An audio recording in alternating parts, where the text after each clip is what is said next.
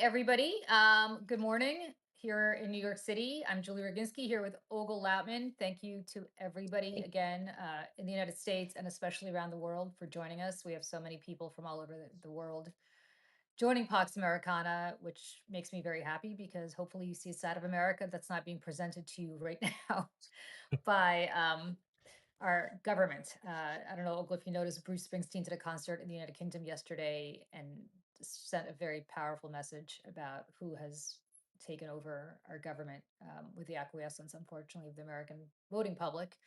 But And I'm I'll glad add, that, and media too, and because media, media is not um, showing resistance. yep, which we'll get to in a moment. But I'm very glad that people like Bruce Springsteen, who do have weight with people around the world, are speaking up so strongly. And as a former Jersey girl, once a Jersey girl, always a Jersey girl, I am not surprised that Boss is doing this. So let's get to you and I haven't spoken in a couple of weeks because we took last week off. So let's get to what's happening in Ukraine because there's a ceasefire summit of some sort. Olga, that that Trump has been trying to get Putin to show up to. And of course, Putin kind of gave him the back of the hand. And now Trump is saying, well, of course, Putin wouldn't show up until he speaks to me first, which is just such a profound misunderstanding of who he's dealing with. But we already know that. So why don't you fill people in on what is happening with Ukraine right now? I actually want to vent, honestly, and we'll get to the media part of it later Yeah. with your wonderful article. But you know, look, there are certain conditions that need to be met by civil society before anything can be achieved. And like I keep saying, and I feel like a broken record, Russia kidnapped 21,000 children that Ukraine has identified. No one is going to end anything until these children are returned. And every single time that there's some kind of a meeting, a forced meeting, because here we have to remember that Trump is the one who put pressure on Zelensky and said, you need to go and to Turkey. Um, Never And, and, pressure on and Putin. Turkey, just for people who may not know, Turkey is where this summit is supposed to take place. It's the neutral country, although Erdogan has a very close relationship with Putin. But now it's been determined that Turkey is the neutral location of the summit. So just for people who don't know, go ahead. So with that, so of course, as we've seen, Trump put the pressure on Zelensky. Putin is the one who floated this summit. You have American media, running around and reporting everything as fact and hyping everything up. I mean, these are people's lives on the line. I mean, since the media has been covering it this week and preparing for this magical summit, Ukrainians have been dying every single day. Yesterday was over 100 drones sent into Ukraine.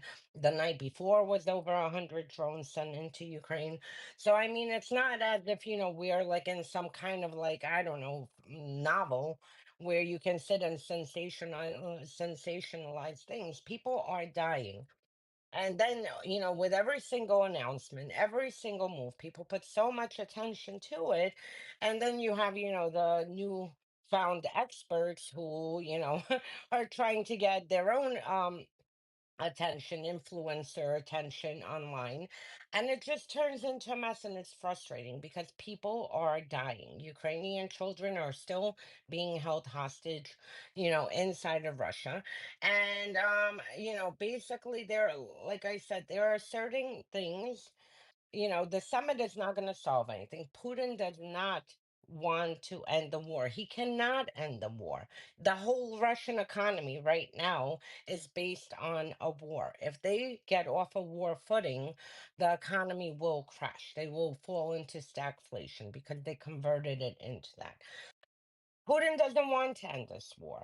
And the fact that, media, first of all, even the whole thing of calling it negotiations, there is nothing to negotiate. Ukraine is a sovereign country. Everyone joining us, pretend you have your own home and your neighbors come and invade your home and take it over. What are you negotiating? There's only one solution, that they find the front door and get the hell out.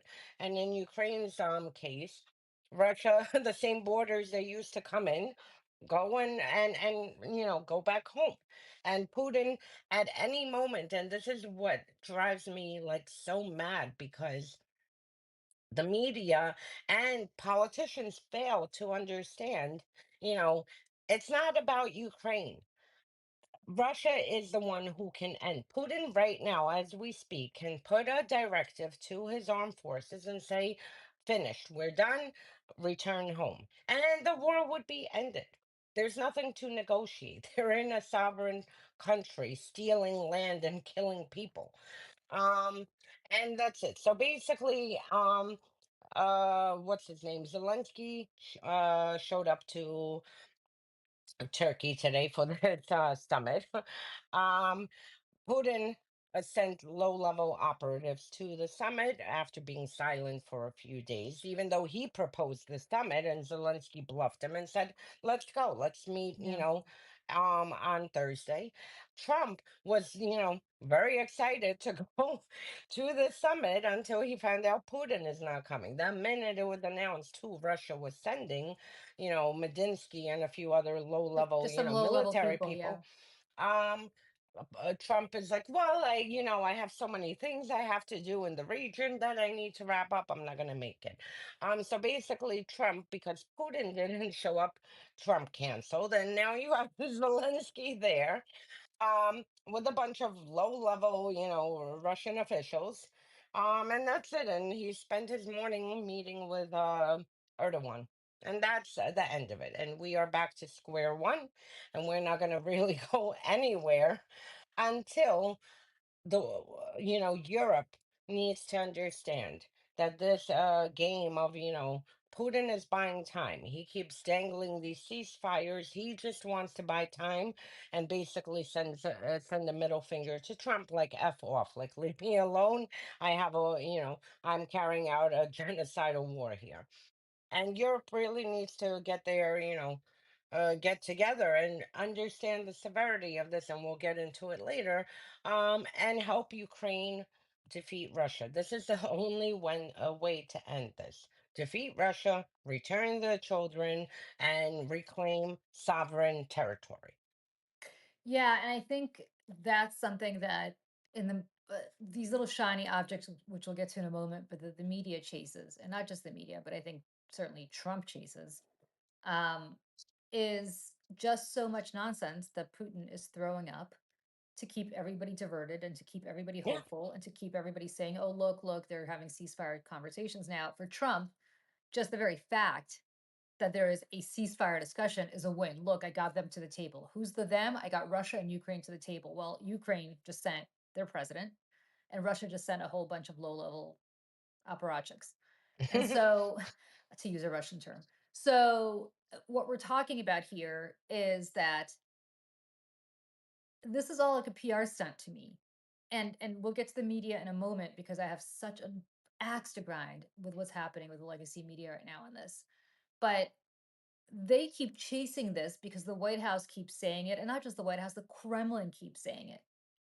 And they keep buying it without really analyzing the situation. And the situation is that nobody believes who knows anything about this region, as you said, that Putin is interested in a ceasefire right now. I will go a step further. There is not, in the history, we've talked about this before, but for people who don't know, in the history of Russian leaders, if you lose a war or you don't come home with what you promised to deliver, you are overthrown or you die. And that happened during the Crimean War, where the Tsar died very quickly after, basically of a broken heart, because he understood that he didn't deliver for his people. It happened in 1905 during the Russo-Japanese War, where the Russians said, "We're going to go to Japan, this little tiny island country. We're Russia, we're the Russian Empire. We're going to destroy them." And the Japanese, this little tiny country, destroyed the Russian fleet. And that's when you had the first Russian Revolution happen, the first uprising, and that set the stage for the weakening of the Tsar's absolute power. And then World War One happened, and the Tsar couldn't deliver the promises that he made to his people during World War One, and lo and behold, he was overthrown. And that's how the communists came to power and created a separate peace with the Germans. So and I'll go a step further. Afghanistan, a 10-year long war Yes, yes. that the Soviet Union was bogged down in. Again, same mentality. We're Russia, we're the Soviet Union. We're going to defeat these little Afghan backwater people who live in caves. And of course, that didn't happen. And that led directly to the fall of Gorbachev and to the fall of communism because all these promises that were made to the people with respect to the war and what that was going to deliver did not happen. You know who knows this? Vladimir Putin. He cannot end this war unless he comes back with Crimea, which he's already got, but he's got to come back with at least Eastern Ukraine and the promise that he's going to take over the rest of Ukraine because he has assured his people that there are Nazis in Kiev. And if he allows those Nazis to stay in place, the threat to the Russian people that he has assured them exists is going to continue. He cannot end this war until he takes over all of Ukraine. And he can't take over all of Ukraine. So this war will go on and on and on in the same way that Bibi Netanyahu is screwing around in Israel right now for his own personal political survival. Putin is screwing around with his own personal, not just political survival, but I believe actually his literal survival. Because the Russians have a history of overthrowing and murdering or trying to or arresting the people who made promises to them at the top who did not deliver. And just to That's where we add are. two things to that, and that is so perfectly said. One, people really need to understand the Russian mentality. They really, and that's a big problem and why we're even here, through Biden, through Trump, and just in general through with European leaders. One is that, like you said, the Russian people, you know, once they see their leader has failed, they will look. This is when you see an uprising, not because Russia is committing genocide, not because there's, hundreds of thousands of body bags coming back, and in some cases, they're even bother bringing the bodies back. It's the weakness. The minute they see the weakness, this is when the Oh yeah. leader is falls, and this is when you see the Russian people critical of their leader once they see that he um He's weak. is weak. And the second thing, the West has this weird conception, like, oh my God, there's almost a million, deaths and incapacitated Russians. The whole Russian society exists on celebrating Victory Day and celebrating having millions die to defend the motherland. The more people that die, the more The greater the victory. patriotic. Yeah. Yes. So here, the fact, people here, of course, any other normal country, when they're losing and bleeding people and losing people, they are like, okay, we need Yeah. to stop this. In Russia, it's opposite. If you don't lose enough people, that means you haven't tried hard enough, and there's not enough patriots who are willing to sacrifice their lives for the motherland.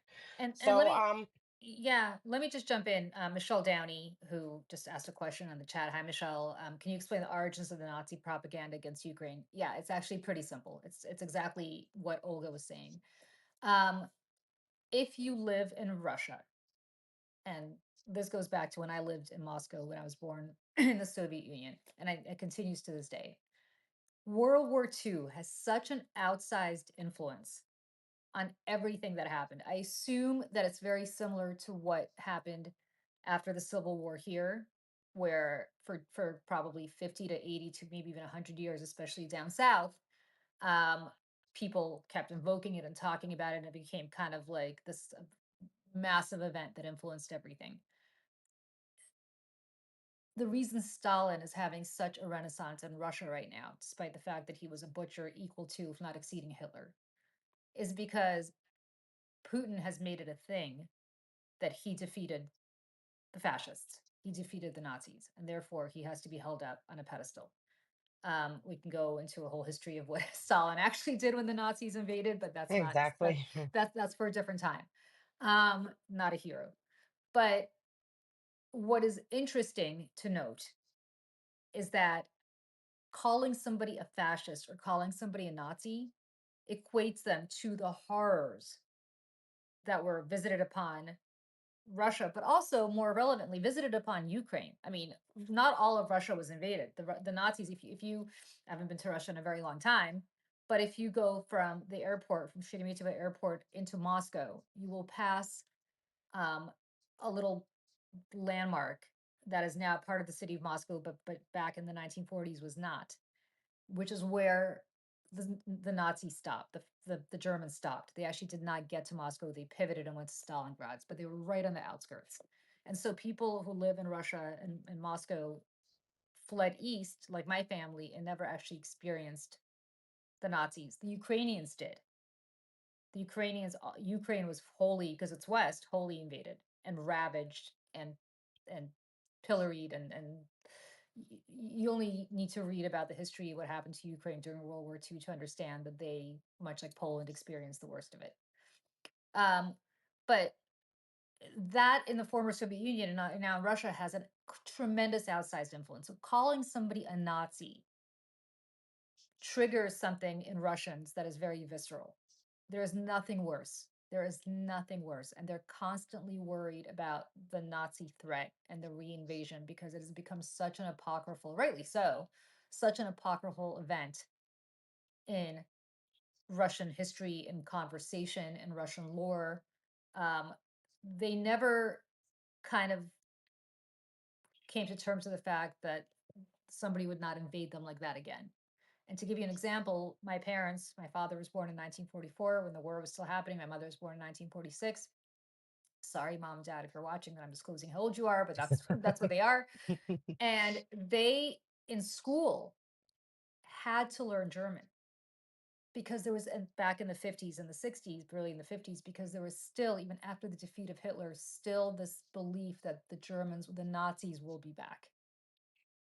And calling Ukraine and making Ukraine part of that is just appealing to that fear that Russians all were born with and grew up with, people who never lived in the war because everybody was born after the war for the most part, that the Nazis will be back. It's shorthand for the ravages that will be visited upon you again. Now, Zelensky's Jewish. He's really not a Nazi. Russians have people going in, and Olga could talk about this more, with insignia that is Hitler-esque insignia. So if there's any Nazis happening, it's the gaslighting is absurd. It's the Russians, not the Ukrainians. But Olga, why don't you talk a little bit about that because you know a lot about that. And I just want to add to your point. I mean, people need to understand, and you again, just I want to reiterate, people get indoctrinated because Russia really didn't achieve anything after World War II. Yeah.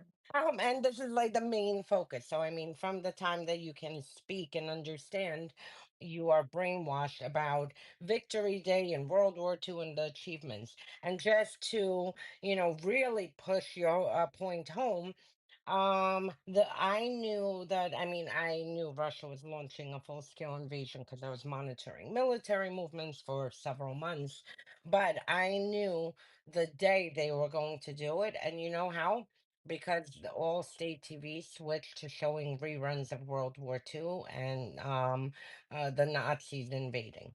And the minute I saw that they were playing nonstop coverage of this, I'm like, whoop, Yep. they're preparing any moment to, break in TV through the TV and Putin to come onto TV and announce that we are now launching this, whatever they called it, a special operation in order to take out the Nazis. And yes, as far as Russia, first of all, Putin himself in Dresden in the 80s was a handler to a notorious Nazi. And Yeah. he sent him from East Germany to West Germany to recruit more Nazis. And I mean, Wagner, everyone knows Wagner mercenaries. Well, it's not Prigozhin who was the founder of Wagner. It was actually this guy, Dmitry Utkin. And Utkin was in Syria fighting for another mercenary group, and then he came back to Russia in 2013 and founded Wagner. He is a GRU, is maybe still. He was a GRU colonel, and he named Wagner this mercenary group that the Russian government relied on after Hitler's composer. Yeah, Not a, understand. It's it's literally called Wagner yeah. for a reason. It's not a And Russian he word. had, yeah, and he had Nazi paraphernalia tattooed on him. I mean, this guy was a There full out there Nazi. there there are, just so you know, there are no W's in the Russian language. So to Yeah, call it Wagner, yeah. Wagner, There is no W. that is nothing to do with Russia. That is He himself everything to said do. it.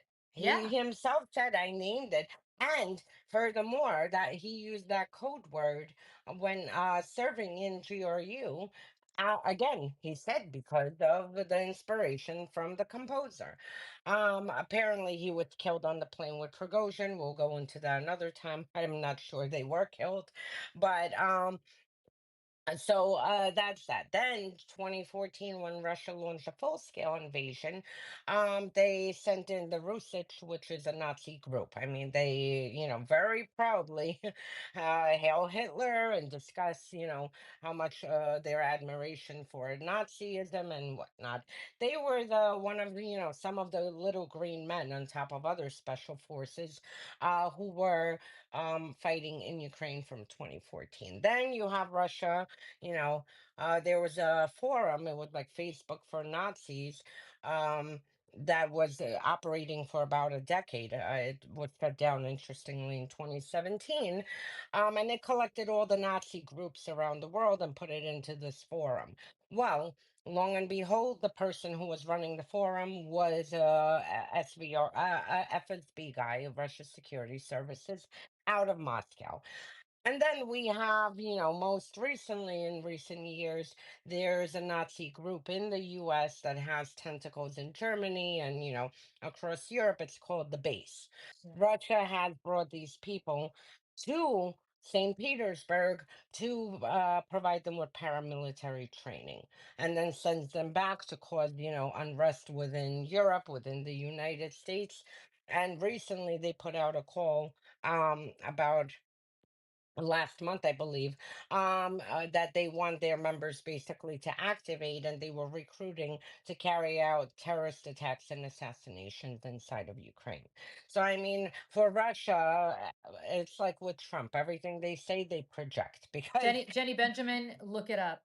You said you've never heard of the base. Please yeah, look it the up base because is it's Nazi. actually again, we'll get to the media in a second. I don't know why reporters are not all over this. Everything Olga is saying is not hard to find. It's out there. But for some reason, I'm not surprised you haven't heard of it because it's not on the front page of the New York Times. It Yeah. should be. It should be. Yep, absolutely. So that is Russia's history, and I could keep going on and on and Yeah. on. The intersection between the Orthodox Church and the white nationalists and the Nazis. I mean, it's never ending. And as with everything, Russia projects. But the main reason, like you said, that they used, that there are Nazis in Kiev is because of the fact of World War II, and they needed to prepare, Russians. We are, I mean, they thought it was going to be a short operation, which is again strange because they should know how resilient Ukrainians are. And just from the history after Holodomor, how many millions, Stalin killed. Um, and after everything, they should know the resiliency of Ukrainians. But Putin being fed, actually, we should do a separate episode on this of why Putin thought that it was going to be 3 days. I mean, there were specific reasons for that. But with Yeah. that, Putin thought that it was going to be a quick in and out, and quick in and out is now what, 3+ years of the full scale invasion. We're now 11+ years in the, since the initial invasion. And that's it. Here we are. Yeah. I want to talk briefly about something that I want to bring to people's attention because it is deeply disturbing to all of us as Americans and to everybody around the world who wants to come to the United States. I want you to listen to this part very carefully because it actually affects you as well. There is a Harvard researcher named Ksenia Petrova. I'll say it in English. Ksenia Petrova, and she is a Russian national who is a brilliant young scientist. She was working on a microscope at Harvard that studies longevity and studies diseases like Alzheimer's and others. I mean, truly, this microscope has the potential to shortly cure or at least mitigate some of these diseases that affect longevity, like Alzheimer's and others. She is the only person on earth that can read this microscope. Without her, it's effectively dormant. And the study and research into this is going to end if she's not at Harvard to work with this microscope. She went on vacation. She's a Russian national. She cannot go back to Russia because she protested the Ukrainian war. And she knows that if she goes back to Russia, she will be sent to the gulag. Almost, after some bullshit trial, she'll be sent to the gulag for a long time, For potentially treason. for treason, potentially decades. Um, which will mean the end of her life. She's a very young woman. She will be an old woman by the time she gets out of the gulag if this continues. So she can't go back to Russia, and she was living in she's living in Massachusetts and working at Harvard. She went on vacation to France. Fine, no problem. While she was in France, one of her professors said to her, "Can you go to another colleague somewhere in France and pick up a frog specimen that he needed to bring back to the United States rather than shipping it since you're there? Can you just pick it up and take it?" She said, "No problem." Um, she was stopped at Logan Airport in Boston by customs, where they discovered this frog specimen. She was arrested and she was about to be put back on a plane. And she said, "Please do not deport me back to Russia. I will be arrested. I can't do that." Typically, if you go through customs and you have something on you that you didn't declare, they will either let you go with a warning or give you a $500 fine. Um, Instead, since February, she's been in ICE custody. I believe it's either in Texas or Louisiana. They send you down there because that's where the judges and that circuit are much more friendly to, to detention than they would be in Massachusetts. And she has been denied access to her lab, access to the internet, access to everything. And yesterday, the United States government, the land of the free, whose Statue of Liberty says to give me your tired, your poor, your huddled masses, has said that they are deporting her back to Russia. Um, not, first of all, she should, of course, never have been incarcerated in the first place, but it's not even that they're letting her go back to her lab. It's not even that they're letting her go somewhere to Europe where she will be safe. They are specifically deporting her back to Russia. There are so many issues with this. I already mentioned the most important one, which is that if they do that, this woman will be, we'll never hear from her again, or we'll hear from her many, many decades from now. Um, it affects research that affects all of us into longevity. It affects any scientist or academic that wants to come to the United States and study here. You are not safe, which means that research at our universities, much of which is conducted by people from all over the world who flock to the United States because of the freedom that we have to conduct our research here without government oversight. That will be over, which means that American academia will be destroyed for generations. And it means that anybody who wants to come to the United States who's a foreign national, you are not safe. You will be stopped potentially at the border where you have no rights because you have no rights when you're at the border. You have to cross the border to actually enjoy American rights. Customs and border enforcement has a tremendous amount of power while you're still at the airport before you go through customs um, and enter the United States. You will be um, potentially arrested, and who knows how long you'll be in detention. This is a extreme case, but there was a two British women who were arrested So many and sent to cases. detention. Canadian women, a German man, um, French. French. I mean, uh, I don't know what to say to people who are thinking about coming to the United States Don't. other than don't at your own Don't. risk. I mean, I think I've said it on the show before, but I have a very good friend who's lived in this country, married to an American for a very long time. She's a green card holder. Um, she was in Asia for a long time. She deleted every single text she had with any friend about anything political because she was worried that she would be stopped at the border and detained. That is where the United States is right now. And this case of this Russian national of Ksenia Petrova, I was doing CNN last night and I saw this during commercial break. I was kind of checked my phone. I saw this during a commercial break, and uh, when I tell you I got off the air at 11, I got home at about 11:30, and I just could not sleep. I literally I could not sleep. Um, because this poor woman, if you read, she had did an op-ed in the New York Times a couple days ago. She's all about science. I mean, she's literally all about science. She just wants to work and do her job. And the place she wants to do it is Harvard because they have the institutional ability to give that to her. And her microscope is there, which I guess they might as well throw in the garbage now. I don't know what your thoughts are on this, Olga, beyond what I said, but it is so upsetting to me that it literally it was as though it would happen to a family member, even though I don't know her. Well, someone just mentioned they're a naturalized citizen and they're scared to go to the border. And frankly, I have had the same discussion because I'm a naturalized citizen.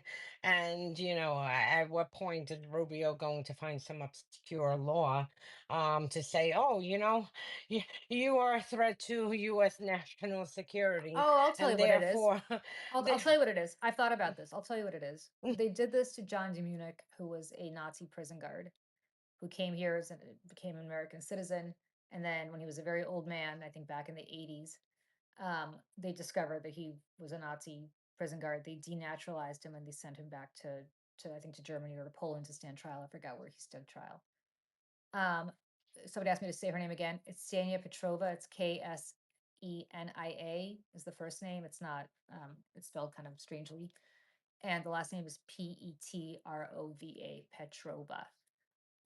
The most Russian name you could possibly think of now that I think about it. It's like Jack it Smith. is. It's like Jane Smith. I mean, literally, Yeah. this woman could not have a more Russian name. Um, but anyway, the point is that I think that's what it is. They will say that we took the oath, or I guess we did it through our parents, because you were a baby when you came here, and I was I think a teenager, or not even a teenager. I think I was 12. But they'll say that it was under false pretenses and that we don't uphold, for the laws of the We United are. States, Yep. and we're treasonous, and so therefore they're denaturalizing us. And where are they? At least maybe they'll send you back to Italy where you were born. No, they'll Um, probably send me to Rwanda or well, or I will be or sent back to Gulag. Russia.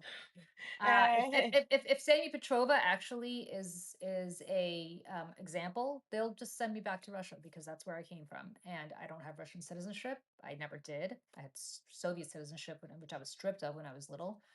But just to let people know, Putin released a list, or the Foreign Ministry of Russia released a list. I think you're on that too, Olga. About 2 or 3 years ago, where they listed all Americans who are banned from setting foot in the Russian Federation. Joe Biden's on it. Lloyd yeah. Austin's on it. Half the Senate's on it. Julie Roginski's on it. So I just want to say, I actually did not make that list, which is oh, very you didn't? weird. Okay, well, I'm on a um, different list. I'm on a yeah, list by the polonium killer who called me a traitor and put yeah, me out on a traitor list. This is the yeah. list that I'm So on. the point I is, want to be on your list. I want well, to be. yeah, I think my list may be slightly better, but not really, because if I'm deported back to Yeah, Russia, no. where I'm not allowed to set Yeah, you'll foot, be I'll also be in the gulag. So, um, absolutely. I say all of this not because I think it's imminent, but I say all of this because this has moved incredibly quickly. He has been Hmm. president for a little over 100 days, and this is what he is doing to people who should 1 billion% have asylum in this country as refugees. Meanwhile, he's letting white South Afrikaners in because apparently they're part of some white genocide in South Africa, which everybody Doesn't on earth exist. knows does not exist. Um, so that's where we are right now. And I mean, and I I just wanted to was. say her name, and I wanted people to know her, and I wanted people to know what's happening, and people who don't live in this country who are watching right now, you know, I love this country as an I love this country as only an immigrant can, and Olga, I think you feel the same way, right? And it pains me beyond belief to say, "Do not come here." But I will also say that I have to leave the country in a couple of weeks to I have to go abroad for a little bit, um, and I'll be back. And I have the same concerns I think that a lot of people Yeah. do. What's gonna happen at the border? Yep. And I will just add, I wonder if, Russia um, demanded her return I'm sure they did. because, the fact that they're so quickly processing and they want to send her back, um, you know, Russia could have said, that's one of ours because Paula, you just asked me for to people. yeah, Uh, yeah, go ahead. just to finish this point, the Russian mentality is they treat you like property. And it's interesting because I've even encountered myself, my mom, when she went to Russia, she by the border guards was told she's a traitor. And here it's they have a very twisted mentality, but they basically see you as property wherever. You could be detached for your whole life, but you're Well, still one of theirs. I'm gonna tell you And an that's why they kill people. In my case, I'm Ukrainian and Russian. This is why they kill people, because they feel it's my property. I can do what I want with my property, versus like, with foreign nationals, they'll jail them or, threaten them or do other things. But this is why there's such a high assassination rate, because they feel like the state owns you. And it's a very weird mentality, very creepy. But I've had very interesting comments said to me, over the years, basically, and it alludes to basically that I'm their property, regardless that I have nothing to do with them, period. well, I'm gonna tell you an interesting story. We're gonna divert for a second. Paula, you asked a question whether CNN will let me talk about this. They will, but it's just not a topic that they bring up, but I'm No, sure they would. I'm never censored there. it's not Biden's, Yeah, age. but So, It's not Biden's age, so they're not focused on it. We're gonna get to the press in a second, but I'm gonna tell you a story that I don't think I've told before here. Um, the first time I went back to the Soviet Union after we left, when Glasnost had kind of opened up a little bit, my grandparents were still there, and it was 1988, and I was 15 years old. And my mother and I went back for the first time in 8 years. My grandfather and I went to a museum, and to get to that museum, you had to take the metro. And just so you know, Russian metros, if you've ever gone to Moscow, are they're stunning. I mean, they're literally works of art. But they were built very, very, very deeply below ground because they were built prior to World War II when they assumed that they would kind of serve as bomb shelters or places to hide for people. So they're very deep. And I say that because of what happened next. Um, my grandfather and I were going down. There were two escalators, kind of like this, going down. And to get to the platform, you had to go this way. This escalator was closed. They were working on it. This escalator was where people were. I went down this escalator. I had to cross in the path of the escalator that was being worked on to get to the platform. I heard a sound, and the next thing I knew, I woke up. I don't think I've ever told the story to you, Olga. I woke up, and a Russian militiaman was carrying me, and there was tons of blood behind me. What had happened was this escalator they were working on, the railing had come off, and it went like this, proving and very, very deep, as I said, because escalators are very long because they were serving as bomb shelters, much, much more deeply below ground than New York City subway, for instance. mhm. And luckily, I had apparently stopped in mid-step. The thing went through my legs and basically chopped off most of my right leg and a piece of my left leg. And so if you look at my right leg, it is sewn back together after tons and tons and tons of plastic surgery. The point is, there was a little infirmary in this metro, and I was bleeding out. I was dying, and I was with my grandfather, who I think was in the process of almost having a heart attack. Obviously, watching all of this, my completely mangled, and they were not touching me. They were just standing around me, kind of watching me bleed out. And at some point, I had the presence of mind to say, "I'm an American citizen. Please get me help." All of a sudden, there were all these plainclothes KGB officers. Everybody was there. They got me an ambulance, and they took me to a hospital. And this hospital was the best hospital in Moscow where they took foreigners. It was literally there was water.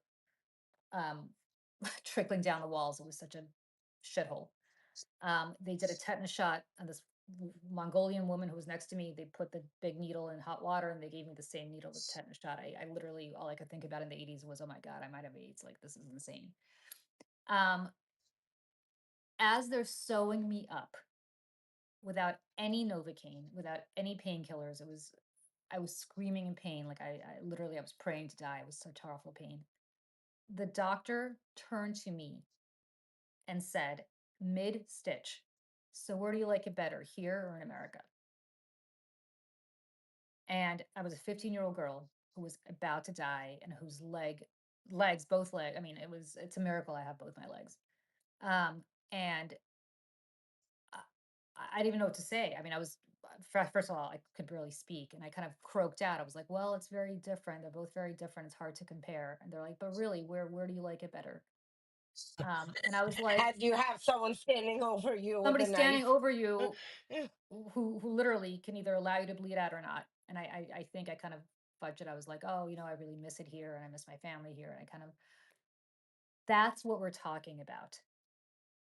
That and by the way, the next day, the head of the Moscow Metro showed up with some flowers and a book about the Moscow Metro for me, and that was their apology to me for almost killing me. And when I asked for crutches, they looked at me like I was crazy and they said, "Don't you know we have a war in Afghanistan? We don't have any crutches." And I went ballistic and I started going crazy. And they had to literally make crutches for me because they didn't have a pair of crutches in all of Moscow to give me, and I couldn't walk. I could walk for a very long time. So I only told the story which is I don't really I haven't thought about it in a long time to tell you that even as somebody is dying Yep. on an operating room table, they will demand an oath to Russia, To the country. to the country. Hmm. And that is what we're dealing with. And these were just regular doctors, right? These were just a doctor and Yep. a nurse. I mean, that's all who was in the room with me, even them. Yep. And um, so It's like a like terrorist it organization. is. I mean, It it is, really right? is. Their mentality is like a Yeah. terrorist organization because they indoctrinate you Yeah. and you have to follow every single thing. And if you don't at any given time, I mean, they have absolutely no qualms of killing you. For them, it's like, okay, one less pension to pay. Oh, I And if I that's hadn't it. said I was American, I would have been dead. I would have been bleeding out. I mean, Yeah. I was close to Yeah, they losing. didn't want that They didn't care. humiliation at the time because, you know, With the they gray didn't want you. Moscow, of course. I mean, this But was at the like, same time, they show, well, my mom, I mean, as recently as a decade ago, they called her a traitor. She went ballistic. It like triggered something, because I think everyone from there is mentally, disturbed for the rest of their life. yeah. And it triggered something in her that she just went ballistic. Like she was like, what the F do Um, you mean, Baba? Forget it. yeah, somebody here But asked, do you think we're turning into that here? Yeah, I do. I yeah. do.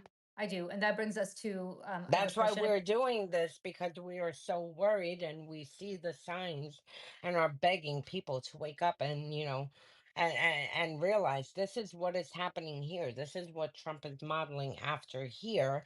And it can very quickly, I mean, you see how quick we're on day 116 today. And look how quick we've already escalated in a little bit over 3 months. Yeah, and I want to talk about the media a little bit, Olga, because Hmm. eh, so look, all of the things that we're talking about here are existential, not just to this country, but are existential to, we call the show the Pax Americana for a reason, but that is a historical term now. But it is existential to the survival of the West, to the survival of a liberal democracy, um, to the survival of our way of life since World War II. And the media, and I wrote a Substack on it today. You can go to my Substack and read it. Everyone So needs to yeah, read thank it. you. It's called Salty Politics. You could go to my Substack there. But you know, uh, somebody here mentioned CNN. I did an hour on CNN yesterday. I think it was the only show on CNN that did not talk about Jake Tapper's book about Joe Biden. And what is so insane to me is that they're all running around talking about Biden as though this is some massive revolution that Joe Biden was frail and infirm. We all saw it. Yes, his staff protected him. We all know it. We certainly knew it after that debate. But while they're chasing that story, Steve Bannon is out there warning, not and predicting that Trump will be in office on January 21st, 2029. Yep. He doesn't care about the 22nd Amendment. Trump is selling Trump 2028 hats on Yeah. for the And next and campaign. and and and Steve Bannon is not just some guy. He's not just some podcaster. The day before January 6th, Steve Bannon told us exactly what was going to happen on January 6th on his own podcast. These are not guys, look, these are not sneaky guys who like don't telegraph what they're going to do. They tell you exactly what they're going to do. Trump is going to run again, and he is going to be in office by hook or by crook in 2029. And no court can stop him. And now they're talking about suspending habeas corpus. Now, they're not talking about suspending habeas corpus for undocumented migrants because they don't have those rights anyway. They're talking about suspending habeas corpus for Americans because Lincoln did it during the Civil War, and we apparently have an invasion now that means that they have to suspend habeas corpus. On the one hand, on the other hand, they're saying they've shut the border, they've sealed the border, so Zero. there's no invasion Hmm. anymore. So there's Yep. zero people coming over. So is it an invasion or is it not an invasion? They're going to say that the people that Biden let in were that was an invasion. They have to suspend habeas corpus for us who are here legally, people who are either born here or people who are naturalized citizens or people who have a green card or people who have some sort of residency Well, visa green card and student visas, we already is see what gone. that's worth. So, Nothing. I mean, my thing with the media is, you know, Trump kind of drops 5 or 6 or 7 outrageous things a day for them to chase, and they chase them. The Qatari plane, the crypto stuff that he's doing, um, you know, the deportations. We could go on. There's like 20 things that, but nobody, for the most part, is putting this in context when they write these stories. And this is part and parcel of what we're turning into, which is a kleptocracy that will be run by an autocrat. And we have examples of that, people he respects. His good friend Mohammed bin Salman, his good friend Vladimir Putin, who he desperately said he wants to be best friends with. It's a direct quote. Viktor Orban, who they lionize and have for a very long time. Erdogan. I mean, I could go on, right? Kim Jong Un, Kim the Jong love Un. letter. Yeah. Um, and so all of these stories are kind of being written and they expect everybody else to connect the dots. And the reality is it is up to them to connect the dots. And they're not doing it. They're not doing it. They're chasing Biden and They're Jake chasing Tapper's Biden. I mean, freaking book. I mean, really, who cares right now? It's like your and house is burning, and it's like, oh, well, your house is on fire and it's burning down completely. I don't think you're up to code on something. I mean, yeah, really? exactly. And they're like, if Democrats don't, I forgot the quote, but it was like, if Democrats don't admit that this happened, they'll never be able to regain the trust of the Fuck voters. Are off. you sorry to curse, but are Uh, you fucking kidding me? I know you heard me. Fuck off. Yeah, are you Honestly. fucking kidding me? You think Democrats won't regain the trust of voters because they won't admit that Joe Biden was frail and shouldn't have run for reelection? While Donald Trump is out here incinerating our democracy? You think voters care more about Joe Biden's health than they do about what's happening right now? If that's true, if that proposition is true, it is over for us. It is over for us because what Jake Tapper, and I'm on CNN a lot, so I'm saying this as somebody who's speaking out against the network that, gives me a platform. What Jake Tapper is doing is giving the people bread and circus. And P.S. Jake Tapper, I saw Joe Biden twice in the course of his administration. I was with him twice. And I will say this: was he the spry, with it senator who I knew 30 years ago? No.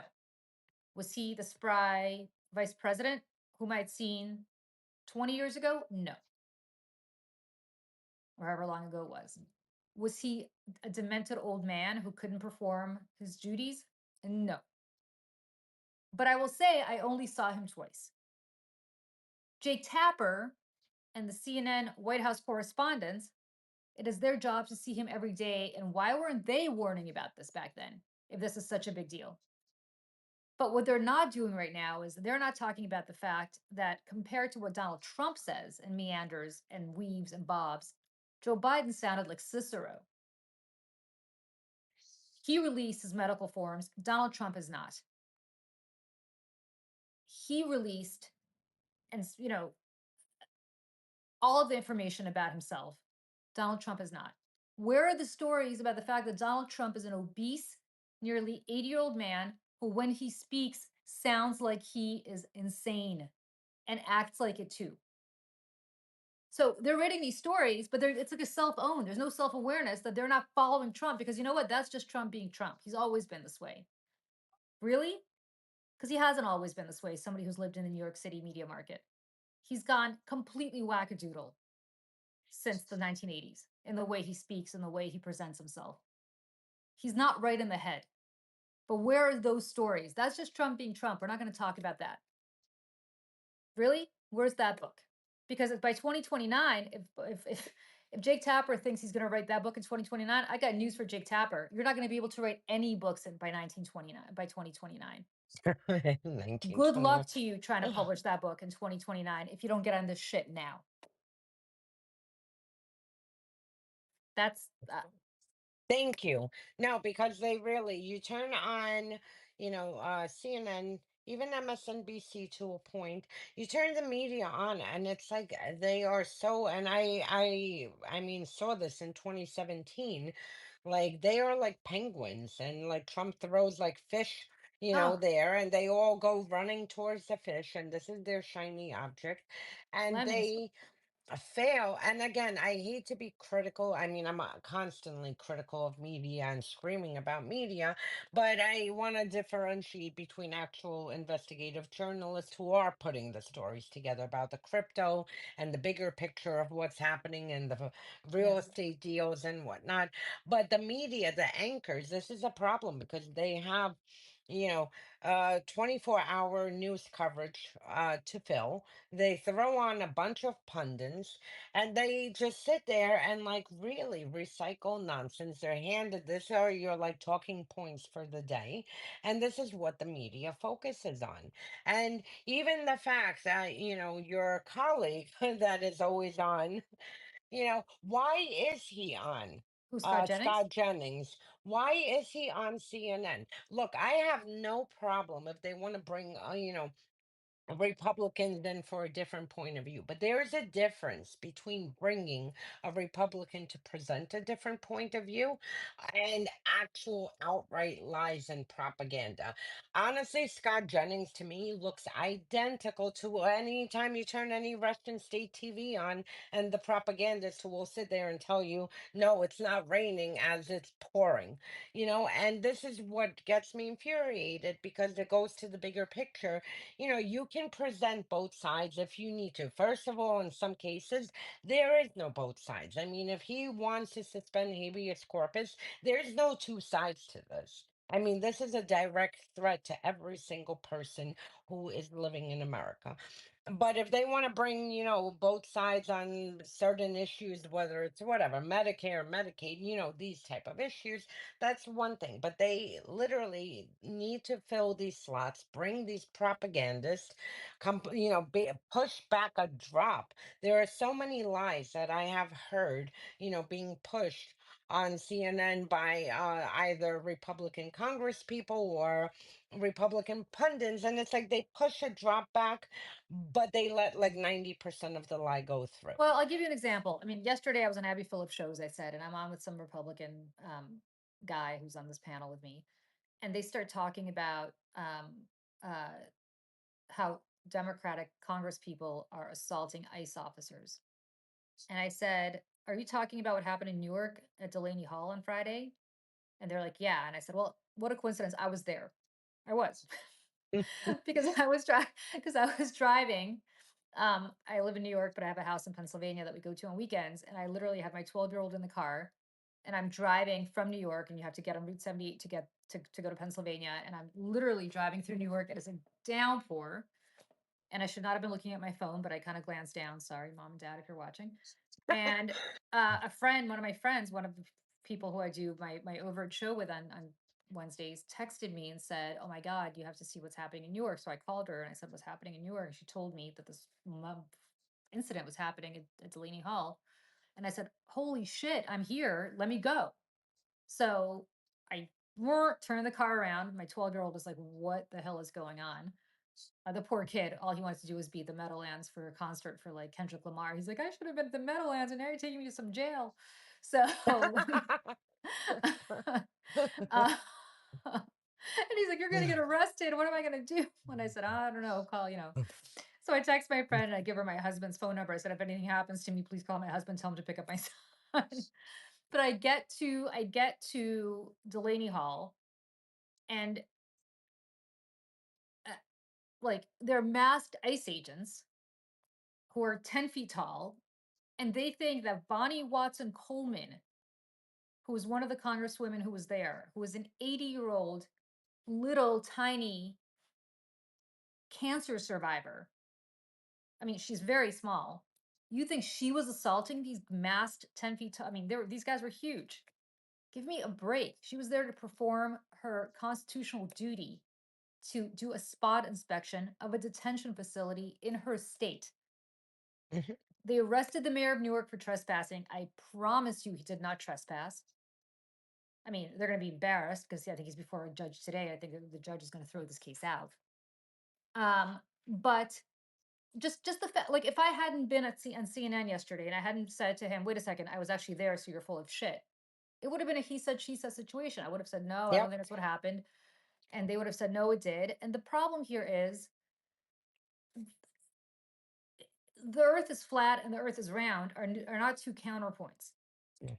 The earth is round, and you should not put somebody on TV who's going to say that the earth is flat, Yep. because that's not a different perspective. That's just fake. And you know, Yep. it, it's That's just it's just absurd that they continue to do this. yeah. Look, you brought up Scott Jennings. Scott Jennings wants to be the senator from Kentucky. He wants to replace his old boss, Mitch McConnell. He knows that the only way to do that is if Donald Trump endorses him. He's doing what he needs to do. Does Scott Jennings believe all of this? I don't know. I doubt it. He's a pretty smart guy. I'm sorry. I mean, you have to, love your country. And there needs to be a point where you're like, Well, this is a little too much for power. I'm gonna yeah, back down and because power is not everything. And apparently these people in Congress have become a rubber stamp because they want to maintain power. And at the same time, they're allowing Trump to tear the yeah. democracy apart, to tear the media part, to tear everything, every single thing that people have died for to protect this country. They basically, oh, well, and at the same time, honoring um, veterans and people who were lost in combat to fight for our freedoms, while basically, uh, you know, uh, m- being okay with Trump deciding to have a dictator style parade coming up on his birthday with military tanks going down Washington, D.C. I mean, you cannot have it both ways, and there needs to be a line somewhere where this is too much for me. I cannot stomach this, and like I'll come back to power later on, but I cannot cross these lines that are just un-American, undemocratic, unconstitutional. Well, So look, they're going to get away with this for now, but eventually, their children and their grandchildren are going to look upon them the same way that I think the grandchildren of segregationists look upon them, right? yeah, Like, you're not going to cover yourself in glory no, by whitewashing this nonsense. And that goes for the press too. And if you're spending your time talking about Joe Biden's mental acuity that's and telling Democrats that they're not going to get the trust of the voters back until they own up to it. And then you have people like Ro Khanna, who, as I wrote in my column, never met a bandwagon, didn't run after. going on Fox and saying, "Oh yes, yes, I mea culpa," self-flagellating, basically saying, "I should have known and I didn't know, and shame on me." And now, like, v- you know what you do when you We go on have Fox? real issues You now. know We what you have do when you go real. on Fox? You know what you do when you go on Fox?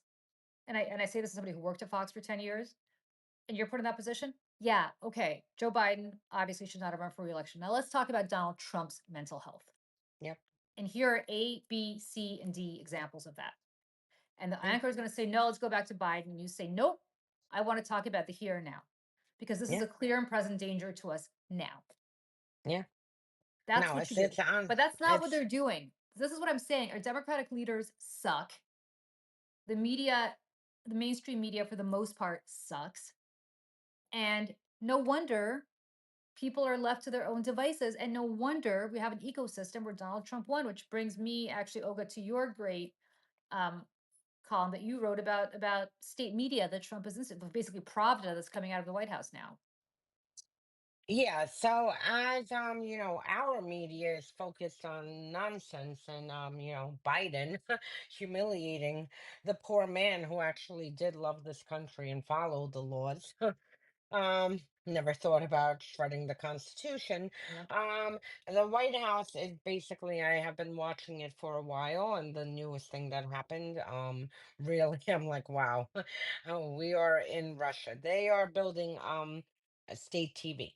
So we've seen it for a while where they've been, sidelining legacy media in the White House press pool and the Pentagon and State Department, and bringing in propagandists and influencers and frankly people who run conspiracy like accounts and QAnon guys. conspiracy Yeah. rags. Yeah. So they've been doing this for a while, but recently the White House, and just for all Americans here, we are paying for this, which frankly I think we should sue because I don't want a penny of mine to go for this. The White House, on the official White House government website, launched White House Newswire. First of all, it's styled exactly. The American media says it's styled like Drudge. No, it is styled like RT, which is Russia's, Russia Today and Sputnik. That's what it is styled as. And it is pure propaganda. I mean, literally, things like Tulsi Gabbard did this because of a deep state. Really? So this is what we're paying for. At the same time, they've been bringing in influencers on social media, who have high accounts on social media, and basically giving them talking points and what it is that they need to push in order to show that there is support for Trump and to basically whitewash what is happening in front of us. And that's it. And I mean, it really is scary because you have this official government account now peddling garbage. I mean, for anyone, it's on the White House, you know, website. You go to news and you'll see White House Newswire, and you will see absolute Russian style garbage. You have this, with the influencers, which is the word Russia has with their propagandists, who are basically delivered talking points that then they indoctrinate everyone day and night. And then the third, Trump wanted to dismantle Voice of America. The judge temporarily halted it. Carrie Lake decided to turn it into a far right extremist newswire. So now they are providing content from OAN, one whatever it is, news network, which by the way, I mean, for another day, um was very involved in Russia's attack on our election in 2020.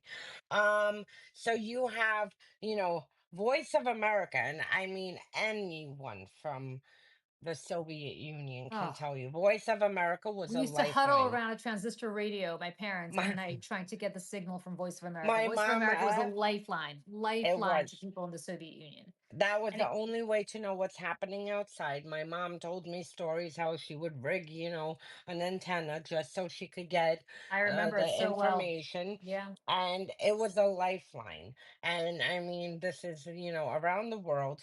And Voice of America, promotes democracy, anti-corruption, Western values, and is a lifeline for people who are trapped in repressed countries.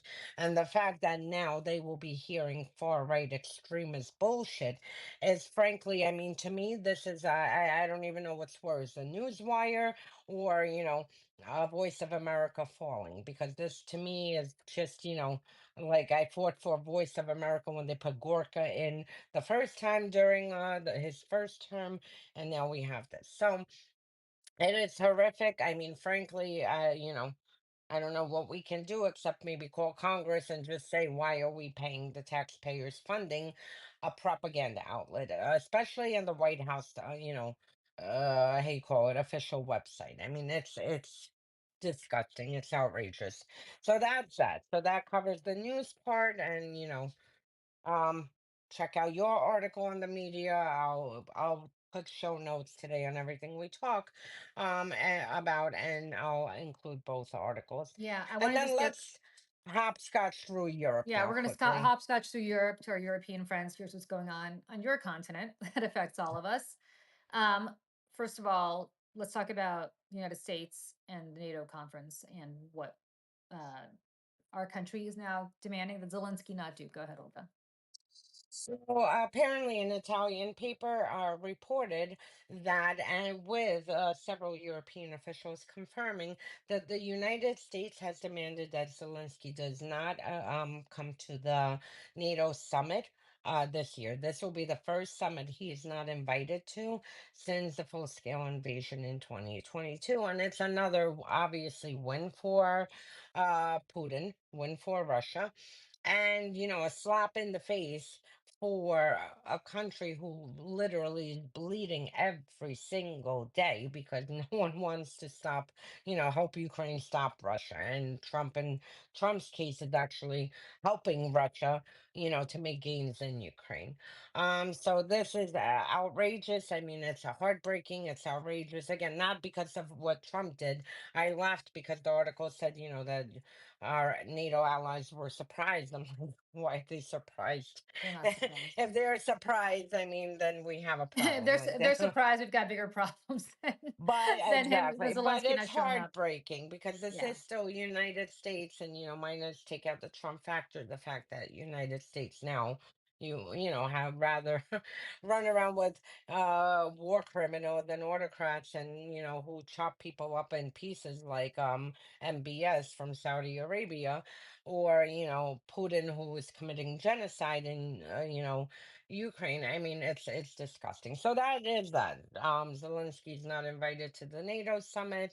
Hopefully, Europeans will, um, do something about it. So, yeah. Um, Second is there's a German plot that you should talk about that's happening. so I had written an article because one of my main things I work on is Russia's hybrid warfare, which I hate that term. It's more like terrorist operations. And it includes assassinations and, terrorist activity and sabotage operations against infrastructure. And I had written about this last year. It was discovered, there was a plot that Russia was going to send plant incendiary devices into DHL planes to send to the United States and Canada. And the whole point was that these planes were going to blow up on US soil and Canadian soil. The Polish discovered the plot, and then they had worked together. Now, Germany just arrested three more people who were preparing a plot to plant these bombs onto planes and to send them off. So that's in German news, and Russia clearly, even though the plot was exposed, they had arrested people back then. Russia being Russia is like, it's okay, we'll just get a few other people to go carry out terrorist attacks and whatever. Luckily, this plot was foiled and no one blew up. Thank God. Yeah. Um, this part is actually scary for anybody who cares about world security. The International Institute for Strategic Studies says that the Hmm. Baltics will be invaded by 2027 if Ukraine falls and accepts the ceasefire. So, The Baltics, for interest. people who I'm sure you all know, but just in case, the Baltics are part of NATO. Latvia, Lithuania, and Estonia are all NATO members. So, but of course, also former Soviet republics. This is part of Putin's. Uh, Look, Putin said the biggest tragedy, geopolitical tragedy of the 20th century was the fall of the Soviet dissolution of the Soviet Union. I believe it's not only that he wants to bring back the other 14 republics of the Soviet Union under Russian control. I believe that he actually wants to be go further and expand the Russian Empire, which included part of Poland Absolutely. and other countries that were not part of the Soviet Union. So that's what we're dealing with here. By 2027, that is 2 years from now. And the reason for that, of course, is there's a ceasefire. Olga, you pointed this out. They'll have a chance to. They're not. Their economy has to be based on war, so they'll have a chance to rearm. They'll have a chance to spend more money on their military because they have to now. It's the only way they actually don't fall into stagflation, and then they'll have to invade, not just the rest of Ukraine, but go north to the Baltics. Yep. So, and well, I'll get to it in a second. So, interestingly enough, Russia launched a full-scale invasion in 2022, but for some reason, it took, a few years for Europe to kind of take this seriously. And starting last January, January of 2024, you started seeing a lot of activity coming out from various defense and intelligence agencies, frankly, in every single country. I mean, literally, I've never seen a chorus, you know of warnings and intelligence assessments that Russia was preparing a war on, to expand it to the rest of Europe and to attack a NATO country. And this started, there was a huge uptick starting last January, continued through the summer, and everyone had different assessments. And when I tell you how vast this was, I mean, I think literally every country minus Hungary and a few other, Slovakia, every country were seeing signs. Um, so basically, at that point, they were warning that before 2030, that Russia was going to invade either the Baltics, Poland. I mean, there's a slew of Finland. There's a whole slew of different assessments. And now there's a new report that says that if Ukraine accepts the ceasefire, that they are seeing preparations that Russia will invade by 2027. Now, 2027 is right around the corner. I mean, this is not that far away. And the one thing I do want to say, and I remember speaking with many, intelligence and defense officials in Europe and diplomats and warning them in 2022 because we saw this happen, is that if they don't help Ukraine secure themselves and to defeat Russia, and say Ukraine does fall, or half of Ukraine falls, everyone trapped on Russian occupied territory is going to be forced to be conscripted. And we saw this in Crimea, we saw this in Donbass, where Russia literally, and this is a war crime, by the way, because Russia forces Ukrainians living under occupation to go and kill fellow Ukrainians. This is a war crime. One of the many, many, many war crimes and crimes of aggression and genocide that is being committed. And what I explain to people now, imagine, obviously, God forbid Ukraine fell, you would have one, a mass exodus, and you would have a humanitarian, issue that would make 2022 look like, like child's play, because people would be, people were fleeing at the time from fear, but here, if there's an actual occupation happening, people would be doing everything to get out, and it would be tenfold of people. But whoever didn't manage to get out, Russia would automatically take their army, say from 500,000 or whatever it is at these levels, 300, 400,000, automatically with and force Ukrainians to be part of this. And then you would suddenly have a military force say from 300,000 to say now a million. And Ukrainians would have no choice because the way they're doing it in occupied territories, you are under gunpoint. You either go to the front line or you get shot on the spot and watch your wife and children get raped and die. So you have no choice. And here, this is just how cruel Russia is historically through Soviet. I mean, this is just their tactics. And Europe really needs to understand that if this happens, Ukrainians will be forced to go kill the Estonians, the Latvians, the Polish, and they don't want to. But I mean, either they will be shot on the spot. I'm sure there will be resistance within where they'll kill their commanders, but we don't want to get to that point. Yeah. And this is one of the things that is coming out now that, if Ukraine accepts any kind of compromises, that this is what will happen, that Russia will, feel emboldened, obviously, because there will be a pause and they can quickly replenish, and then they'll move towards a NATO target. And speaking of NATO, the former chief of NATO said that Trump is weakening the West. Yep, Which I no surprise there. In the meantime, Poland is preparing for war, and Russia is interfering in Polish elections in the same way that it interfered in Romanian elections. yep. Although if you could talk a little bit about that, because uh, that's problematic. I mean, Poland now somehow has a pro-Russian government that would be devastating. That would be devastating to NATO. That would be devastating to the EU. That would be devastating to Ukraine. I mean, all these Ukrainian refugees who are in Poland.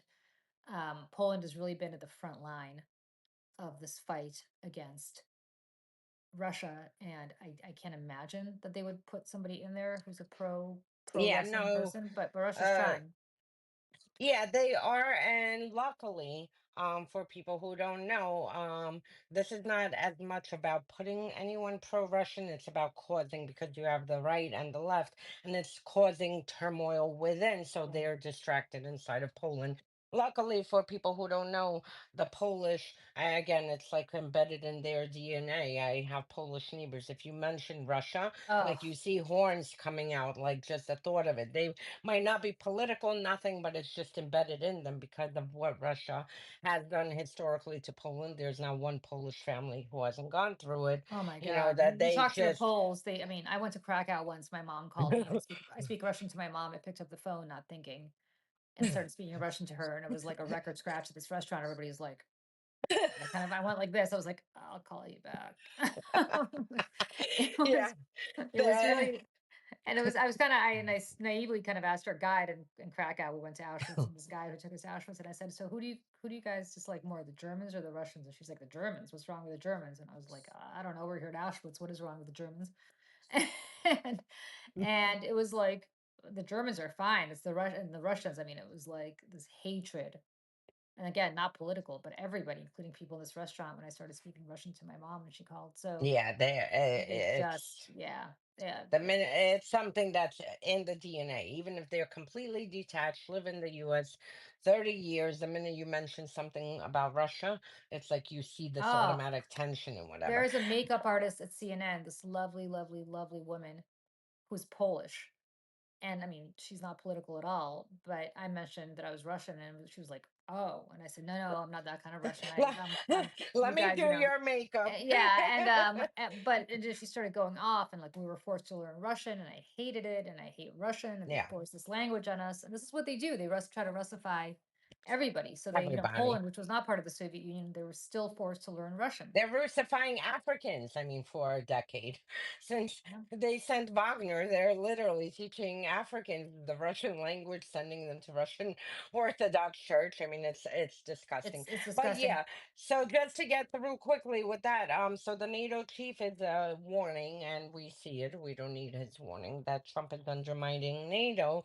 The interesting thing is that they're proposing to create their own defense alliance minus the United States. So this is an interesting thing. At least his warning isn't just like, thanks, we already see this. He actually has a solution, taking the US out and creating some kind of an alliance that kind of replaces, NATO. Then with Poland, yes, Poland is also seeing signs that of a potential And Poland has a lot to worry between Russia and Belarus. So they're seeing signs of a potential Russian attack coming also within the next few years. So they literally are moving the country to a war footing. They are mining the borders. They are moving tanks around, and and I mean, they're really taking this serious, as Finland and as every other country who, is unfortunate enough to be in the region. And then with the election, Russia, being Russia, is again trying to interfere with the elections. They, purchased anonymous accounts, a shitload of Facebook ads and other social media things, and basically they're seeing the same signs of what happened in Romania and everywhere else that Russia interferes, which there's not a country on this earth they don't. And they are, being careful because elections are coming, and it's extremely worrying for Poland because, again, you see how America was distracted over the past several years because we are polarized inside. And the more polarized you are, the weaker the country is. This is Yeah. why, every dictator wants to divide and conquer, because that's the best way to have, a country And fall. that's why I believe that Trump is doing all these tariffs and bringing our economy to its knees because the more people are devastated, the easier it is to seize Yes. power. Yep. So don't think this is just Trump being an idiot with No, no. respect to the economy. This is a plan. Same with the health. Same. He Yeah, wants same with the people to health. be sick and distracted and, scraping for food, from medicine, and distracted because more people are distracted with their own things, the more they could seize power, So as I you wanted to said. get to Jared Kushner, but I feel like that is a we should start the next show just talking about him because that is a longer discussion about Yes. what happened with him in Serbia and his influence in the Middle East. We could talk 2 seconds Yeah. about it, and then we could do a Yep. separate thing. Because honestly, Jared Kushner warrants his own show, if you ask me, Right. from everything that is happening. So, I actually broke the story in U.S. last year because I'm always checking Serbian news. Um, and apparently they took a property that's government property, and at the time said during our election that they were going to award it to Kushner and Trump to build. Donald Trump, not Don Jr., Donald Yeah. Trump and Kushner, to build a joint, Trump organization or slash whatever Kushner's property is, to build a tower. Anyway, long story short, they basically yeah, and you had Richard Grenell involved. You have Don Jr., who was recently in Serbia. Rick Grenell, who I used to know pretty well. Let me tell you about Rick Grenell. Rick Grenell was kicked out of the Romney campaign because he was gay, and that became a big deal for him. And Rick Grenell was on the outs of the Republican Party because of his sexual orientation, which is disgraceful because Rick Grenell actually at one point was qualified to do a lot of stuff. Um, and Trump embraced him. And as a result, Rick Grenell, who knows much better, has embraced Trumpism and is dying to be Secretary of State and is therefore doing, you want to talk about Scott Jennings, who's doing everything possible despite knowing better because he wants to be a senator. Rick Grenell was on the short list to be Secretary of State and is dying to be Secretary of State. And therefore, Rick Grenell is abetting all sorts of shit that the Rick Grenell of 20 years ago would never have abetted. So I just want to get that out there as somebody who actually, knew Disgusting. him at one Another point. one. Yeah. Rick Cornell, actually, when he was acting DNI the first time around, actually attacked me on Twitter. And I'm like, wow, I've made it.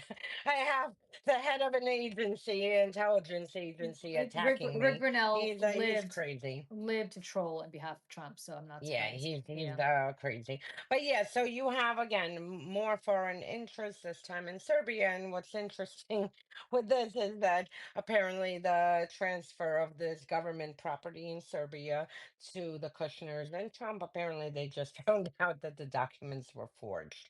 So I mean, it is a fascinating story, and it goes again to the bigger picture that Trump is literally being bought by everyone from the Middle East to Russia to Serbia, you name it, they are buying him, and we should do a separate episode just in general on, what is happening and the amount of money pouring in. Oh, we should do a separate episode on Yeah, crypto we, alone. All yeah, right. We've been at this for almost an hour and a half. I am very, very, very grateful to everybody here who joined us today. Sorry about last week. We will be back again next week at 11 a.m. Eastern for another episode of Pax Americana. Um, Thank you to everybody for coming, and thank you to everybody for caring about this Yes. country and for being as worried as we are and allowing us to talk about stuff that I wish and I just am so upset that you're not reading about in the mainstream media. The fact that somebody here did not know who Stenya Petrova was, Or the despite base. or the base, um, is not a reflection on you. It is a reflection No. on the media, the base Yes. especially. Stenya Petrova actually has gotten quite a bit of attention in the New York Times, but the base is critical. And please look into it. We will maybe do a whole separate Or the show on it fact that too. Europe is warning about a Russian invasion. You would think that would even make, even for 1 minute, take out of, Biden bashing just to say, oh, and our European allies, are all putting out reports and now, increasing their warnings that Russia may be preparing to invade Europe within the next year and a half. I mean, not far away. Yeah, 2029, not far away at all. 27, excuse me, not 27. 27, not far away at Before all. even we put a new House of Representatives in, Well, if we have another election. if we, if we put in. Okay. On that note, thank you to everybody for joining, and we will see you again back here at 11 o'clock Eastern next week on Pax Americana. Bye, everybody. Bye, Bye. everyone. Thank you.